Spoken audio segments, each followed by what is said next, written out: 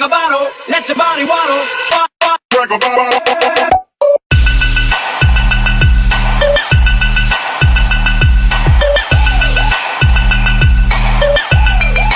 Body waddle.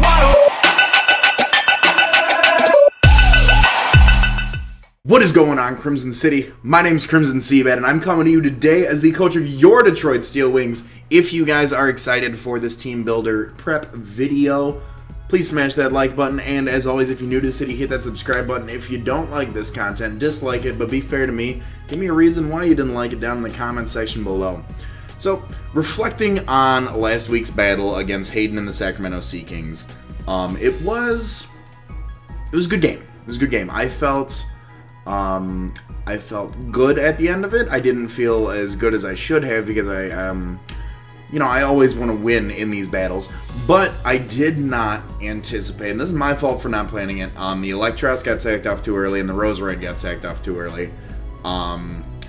Originally, when building a team, I had a gut instinct to go with Mawile because it could sheer force. A sheer force play rough. That's the. Oh my god! I just stuck on my second camera. I'm so sorry. A sheer force play rough could do massive work to a purely defensive Mega Sableye, and he actually brought a specially defensive Mega Sableye with Zen Headbutt specifically for my Roserade. So a physical play rough would have knocked out the Mega Sableye just in one shot, and then I would have had an answer to Fable as well with the Steel typing. But what's said is said and what's done is done. I felt we played very well. I felt Hayden also played very well, and he does have some intimidating walls. We could have played a bit better to work around them and possibly break them down. But it is what it is. That match is up and said and done. This week, we are going up against Shady Penguin and the New York Mankeys. And as a person to a person, really quick, let me tell each and every one of you, if you can ever get a teacher-student moment in your lifetime and tell me you're not nervous about it, you're lying to me. I'll sip my tea because that's not my business, though. But, like I said, as you guys know, if you guys have been around the channel for a while, I got into competitive battling because of Shady, so this battle is really, in my opinion, a culmination building up to over a year of, like, getting better at battling, and we're going to see how it goes. So, looking at Shady's team, he's got a very scary team. He has Jirachi, he has, let me pull up the right thing here really quick. He's got Jirachi, he's got his base 100s Jirachi, Serene Grace ability, which is definitely scary. It can be a little hexy. I know Shady doesn't like to play for hex, but when going for the W, he is in my division, so this win counts more so than last week's match against Hayden. Me and Hayden, that was just kind of for a win-loss for a differential. This match against Shady actually means more to me than that match for Hayden as far as a scoreboard goes, as far as that set.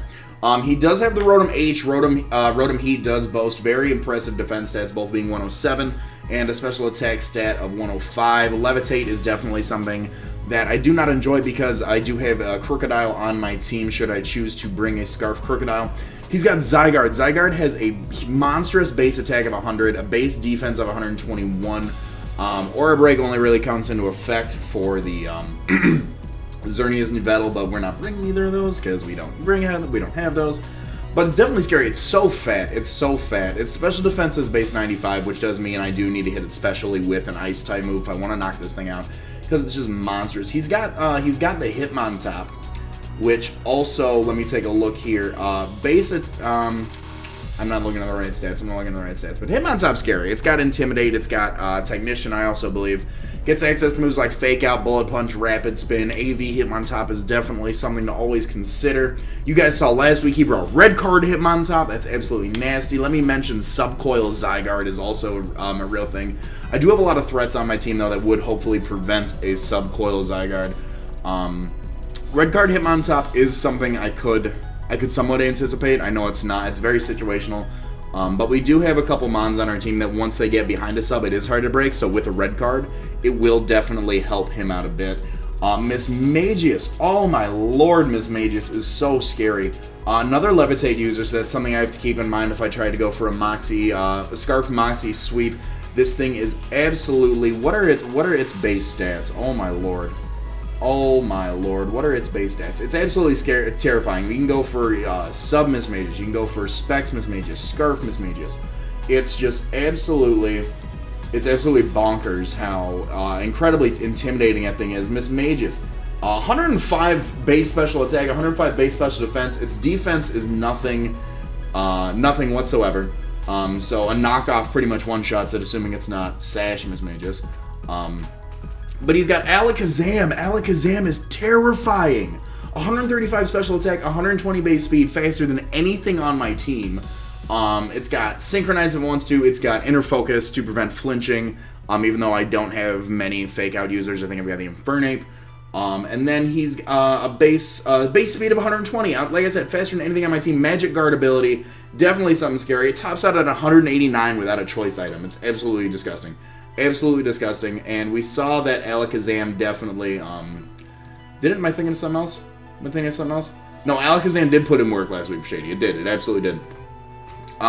He's got Granbull. Granbull's base attack is 120. That's absolutely monstrous. It's got the Intimidate ability, so it can come in, intimidate a lot of my... I've got a lot of physical presence on my draft. It can come in, drop the attack stat, and then gets access to Elemental Punches. It gets Play Rough. It gets EQ. It gets so many... It gets a lot of coverage moves that makes it for an easy switch-in on a lot of my team.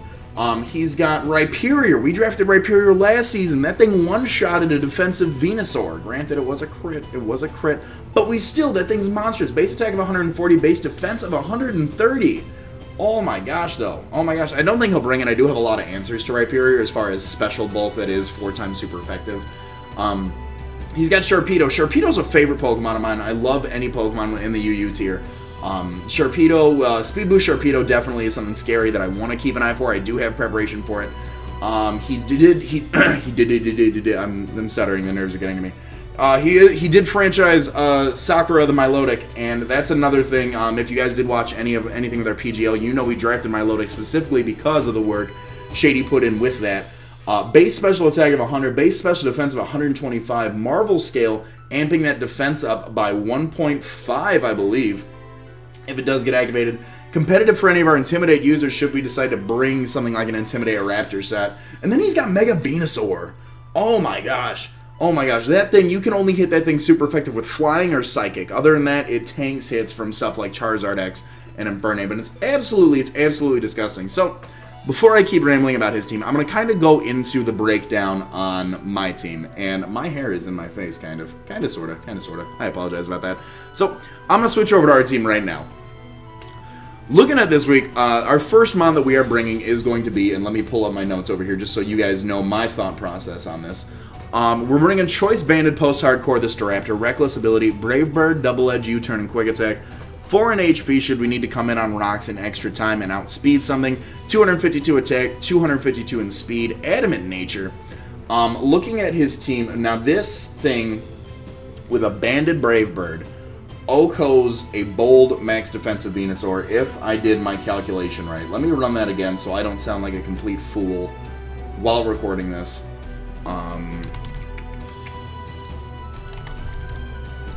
I don't want to, because I know somebody will say, "Oh, Crimson, you didn't calc that right." Yeah. Brave Bird, if we get a max HP, max defensive, bold Mega Venusaur, and we run this set, Reckless Band, Brave Bird does 128% on a low roll. So that right there says a lot for me. It does take out one of his walls. He does have, like, we covered the team. He's got the nasty Fire, Water, Grass Core in Milotic, Rotom, and Venusaur. And then he does have a good Fairy Steel Dragon Core being Granbull, Jirachi, and Zygarde. Do I think he's going to utilize the Fairy Psychic or the Fairy Dragon Steel Core? Not necessarily. I do, however, see Venusaur, Milo, and Rotom all coming in. So looking at Staraptor, ooh, that's a voice crack right there. Let me drink some water, my lord. So, with 252 in speed with an Adamant Nature, we're not obviously taking advantage of the full speed Staraptor is capable of, but we do outspeed everything on his team. We do not outspeed the Alakazam, we do not outspeed Jirachi, we do not outspeed Mismagius, and we do not outspeed any potential Scarfers. If he is bringing something that is like a max speed Scarf set, we're not going to be able to outspeed that. Checks for this that he does have, if we are locked into something like Double Edge, obviously he can switch out into Mismagius and get a free Sub-Calm Mind, whatever he wants to get off. If he does switch into Mismagius for whatever reason and lives, if we're locked into Brave Bird, he can outspeed and go for something like a T-Bolt. Originally, defensive Granbull I thought was a check, but after running calcs, a choice banded Brave Bird onto Granbull, and I did run my calcs appropriately. I did calc it at -1 for the Intimidate drop. Still 2 shots Granbull, so that's something to keep in mind. Rhyperior, Milotic, Rotom Heat are the only ones that I see coming in. Imagine if Rhyperior and Milotic are the only ones that can pretty much tank hits from this thing. Rotom Heat, a defensive Rotom Heat, still a 2-hit KO. Jirachi's a 2-hit KO. Like I said, defensive Granbull, even with the Intimidate drops, 2-hit KO. So this thing, my plan for this thing is just kind of like just go in on his team a little bit and start damaging. So I can come in later because I do have a couple more, setup sweepers. We are bringing Instigator this week. We are bringing the Choice Scarf Moxie set, Earthquake Stone Edge knockoff. Oh my goodness, and Beat Up. Let's see here. With the speed investment we do outspeed a Timid Alakazam. If he does Scarf anything that is faster than 189, I believe. Let me take a look here. Timid Alakazam maxes out at 189, so we're going to top out, I believe, at either 190 or 191 with the Scarf. So we will be able to outspeed that. I do have a lot of people looking at this like, Crimson, why are you bringing Beat Up? Beat Up is for a situation where if he has the Alakazam in and I need to go into something to get it, Beat Up will knock out this thing. It will break the Focus Sash. It will knock it out provided I have 2 to 3 Mons left on my team. If I can get a clean... And I do live a Dazzling Gleam from a Timid Alakazam. I do live a Timid Dazzling Gleam if he's a Focus Sash Timid set. If I live a Modest set, I believe, as long as he doesn't get like the most 100% high roll of his life, I do believe I also live a Dazzling Gleam from that. I believe that would be his play as opposed to a Focus Blast, because Focus Blast does have the chance to miss, but Focus Blast will kill me. But he does have the Granbull to come in, Milotic, defensive Venusaur, Rotom Heat.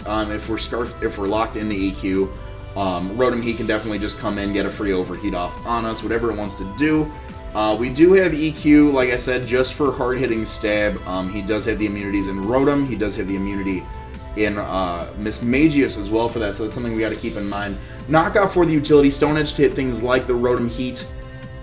Yeah, that's his only rock weakness, actually, the Rotom Heat. And like I said, Beat Up for that. 136 in bulk, 252 adamant just to absolutely run house on this. 4 in defense, 116 in speed. Like I said, with that Scarf, we will outspeed Timid Alakazam. Next up, we're bringing Parasite back, and Parasite's rocking the Expert Belt this week. Wild Charge, Hidden Power Ice, Knockoff, and Thunder Wave. Max HP, 248 attack, 8 in special defense, Brave Nature. Now, if you're coming over here from Shady's side, you've watched him in last season of the GBA, you watched him in the UCL, you watched him in this season of the GBA, you know his trademark move is Mirror Coat Milotic. And what better to get a free Mirror Coat off of than a slow Volt switching Electros? Max Attack Expert Belt, Wild Charge Electros, 2-hit KOs, fully defensive Milotic. I'm going to run that by one more time because you heard me right. I did say that. 252. I'm going to recount this just so I don't seem like an absolute fool. 50. Let's calc it out level 50 because that's what we want to do with the Expert Belt. Yeah. With a Wild Charge, if he is a bold 248 HP max defensive Milotic, he does get 93% on a high roll. 93% on a high roll. So, if for whatever reason, if we have pre-existing damage on this thing and we pop a Wild Charge and get high roll, this thing's gone. This thing's gone. If he's especially defensive, Milotic, we knock this thing out. And I anticipate him to bring especially defensive Milotic because he needs some sort of bulk with the Mega Venusaur. He needs some sort of physical bulk because we do bring Staraptor, we do bring Charizard X, and while he's not going to leave either of those, he's not going to leave Mega Venusaur in on either of those things, he does need a last resort option if I decide to go for a Dragon Dance. He can Sleep Powder, needs to have physical bulk to kind of carry a Flare Blitz, carry a Dragon Claw, something like that. Same thing with the Staraptor, although Bandit's Staraptor, like I said, does one-shot it, so there's not really much of an option there, but he does need some physical bulk. That's why I think he's going to bring Special, so he can get those Mirror Coat hits off on the slow Parasite. We also have access, we've also got stuff like Roserade that he might want to get a Mirror Coat off of, so he's going to want to put more bulk in Special Defense, so that's why I think he's going to be running the Special set. That's why I wanted to bring Expert Belt Wild Charge. Shout out to Nick, coach of the Boston Red Sox, aka Superblot, for helping me out with this set right here. It's definitely one of my favorite sets. Hidden Power Ice to hit stuff like I don't think Shady is going to bring the Rhyperior. I don't. But if he does bring it, we do have an answer for it with the Hidden Power Ice. It does two-shot, Hidden Power Ice from this thing uninvested does two-shot a defensive Zygarde should he bring it. Knockoff for the utility of just getting leftovers away, getting Scarfs away, getting anything I can. Thunder Wave for speed control. I do anticipate him to have some sort of Heal Bell user, being the Granbull. I believe Granbull gets Heal Bell. Because Shady and I have talked before this match, and he knows how I play. He knows I play for the W. He knows I really enjoy speed control. Moves like Discharge, moves like Thunder Wave. I don't play for fully paralyzed X. I play for the speed control of that. So getting a Thunder Wave off on something like the Alakazam, getting a Thunder Wave off on something like the Mismagius, the Jirachi, come on. That's what that's for. Next up, we've got Thorn here. Thorn is rocking his Life Orb with a Technician ability, Giga Drain, Sludge Bomb, Extra Sensory, and Hidden Power Ghost. Timid Nature.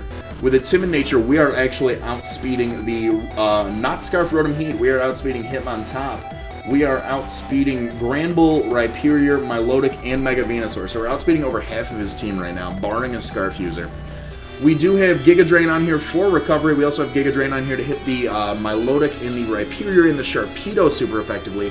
We have Sludge Bomb for hard-hitting stab. It also will do a number to a bulky Granbull.